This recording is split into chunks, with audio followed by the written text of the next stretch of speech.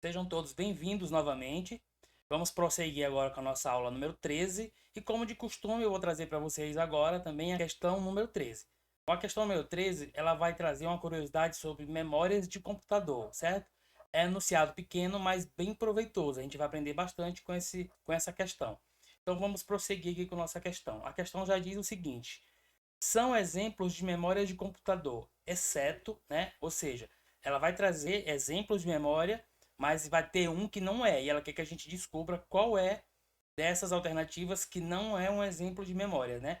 Lembrando, para reforçar, né, memórias de computador são os locais onde se guardam e armazenam dados. Podem ser eles temporariamente, né, dados temporários, ou definidos, dados que vão ficar lá gravados, né? Permanentes, a palavra é essa, permanentes. Pode ser temporários ou permanentes, né? Alguns podem ser modificados e outros não, certo? Mas não é o que a questão pergunta. A questão ela quer saber quem aqui não é um exemplo de memória, né? Aí nós temos aqui as alternativas. A letra A tem a cachê, né? Letra B, RAM, que nós já vimos numa das primeiras aulas. USB ou disco rígido, né? Aí que ele pergunta quem desses não é um tipo de memória, né? Vamos prosseguir.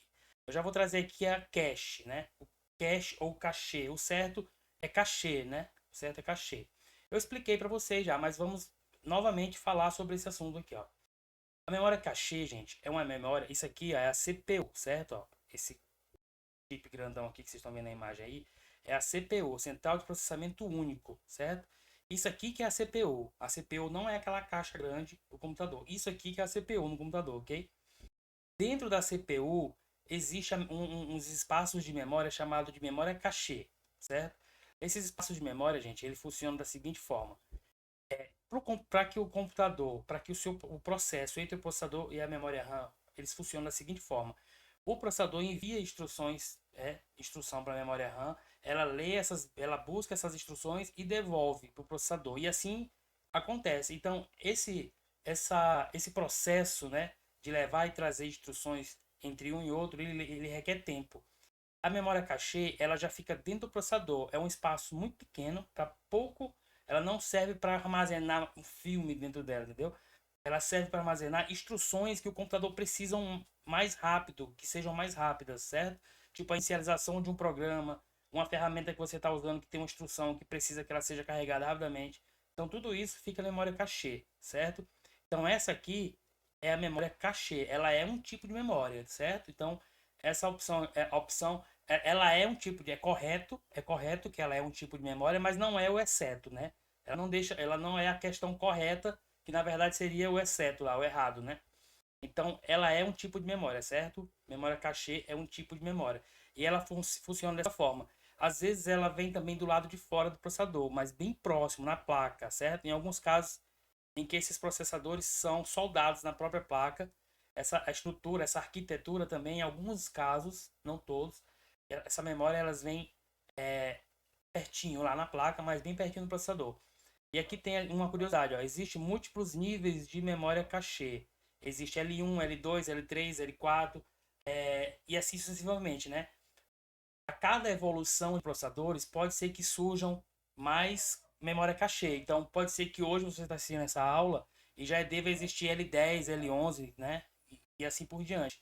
Mas até o momento aqui nas nossas questões, ela traz o L4 nas questões das bancas, ok? Ela está trazendo até o L4 nas que eu vi, né? Nas questões, não que exista só até L4, ok? Então, o L significa level, de nível, certo? Porque essas memórias ela trabalham no nível. O L1 é a mais próxima do processador, o L2 é a mais distante em relação a L1 e assim por diante. A L4 ela já fica um pouco mais distante em relação ao L1. E quem está mais perto é mais rápido. L1 é mais rápido do que L2, né? L3 é mais rápido. Então essas memórias elas têm mega, elas não são memórias grandes, ela é memória de 2 mega, 4 mega, 6 mega, vai depender muito do processador e do valor desse processador, né, da arquitetura que esse processador tem, né? Então, elas são assim, elas existem em níveis, certo? Com diferentes tamanhos e diferentes velocidades. Então, essa aqui é a memória cachê, certo? Não é a alternativa correta que nós estamos procurando. Aí aqui fala de memória RAM, já vimos memória RAM também, que é Random Access Memory, memória de acesso aleatório, né, o randômico. Essa memória, como eu já falei também, ela é uma memória volátil.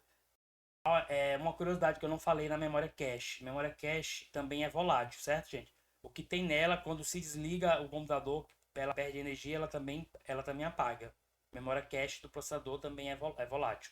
E a memória RAM é uma memória que armazena dados temporariamente. São os dados que você está usando aí com o seu computador ligado agora. Se você estiver me assistindo no computador, eu estou na sua memória RAM, certo? Porque eu estou temporariamente no seu computador. Se você desligar, eu vou desaparecer. Então, eu estou temporariamente na memória RAM. Ela é uma memória volátil, certo? Ela precisa de energia para estar ligada. E quando ela perde a sua energia, ela é zerada, ela é apagada. Os dados só se mantêm nela enquanto ela está energizada, certo? Então ela é uma memória sim de armazenamento e é uma memória volátil. E não é a nossa resposta correta. Aí ela fala USB. O USB ele corresponde ao termo Universal Serial Bus, né? Que quer dizer a porta serial universal. Aqui fala, ó, em outras palavras, consiste em um cabo ou uma porta, né? Não tem aqui, ou uma porta que se adapta a uma enorme quantidade de aparelhos diferentes. A porta USB, como diz, é uma porta universal. Ela já foi desenhada para isso, porque antes dela, cada dispositivo tinha a sua configuração do seu fabricante. E aí era muito difícil. Às vezes tinha computador que você não podia usar o mouse porque aquele mouse não tinha mais a tecnologia que o outro lançou, né? Antes vinha o PS2, antes tinha um mouse serial, depois o PS2, depois todos os tipos de mouse virou USB, porque ficou muito mais fácil. Então todos os fabricantes já fazem seu mouse USB, certo? E essa porta USB hoje ela está sendo substituída também. No futuro, ela será toda substituída por USB-C, que é essa tipo C que a gente chama, né? Então, a nossa resposta correta é a letra C. Por quê, professor? Porque a porta USB ela não é um tipo de espaço de armazenamento, né? Ela não armazena memória. É uma porta de dados, de entrada e saída de dados, certo? É uma porta de comunicação do computador. Então ela não é o que a questão pede lá. Vamos ver a próxima a título de aprendizado, viu, gente? O próximo lá é disco rígido, né? O disco rígido, como você já conhece também, nós já falamos dele aqui. Ó, você pode ver que na aula anterior que nós falamos sobre o disco rígido, lá ele trazia, se eu não me engano, hard disk, né? E eu até falei para vocês que pode aparecer de outra forma. E aqui apareceu como disco rígido, né? E ele tem essas nomenclaturas aqui, ó. Que é a sigla dele em inglês, né? A HD, que a gente é mais comum falar HD. Pode ser o hard disk e no português o disco rígido, certo? Então, essa daqui também é errada. Embora nós já tenhamos encontrado a questão certa, né? A questão não, a alternativa. Então vamos lá. São exemplos de memória de computador, exceto letra C, USB, certo? Então o nosso gabarito da questão 13 é USB. E nós aprendemos aqui um pouco mais sobre memória cache, memória RAM, que nós já havíamos aprendido, reforçamos, e sobre o disco rígido. E agora trazendo mais um conhecimento para vocês sobre as portas USB, né? USB-C não é um tipo de memória, é uma porta de comunicação do computador. Ele serve para que faça a comunicação entre os periféricos, né? Você ligar a sua webcam, seu microfone, seu pendrive, né? Tudo isso é ligado na porta USB, que é a porta universal, certo? Universal Serial Bus. Certo, pessoal? Muito obrigado por ter ficado até aqui e vamos agora passar para a nossa próxima aula, a aula de número 14.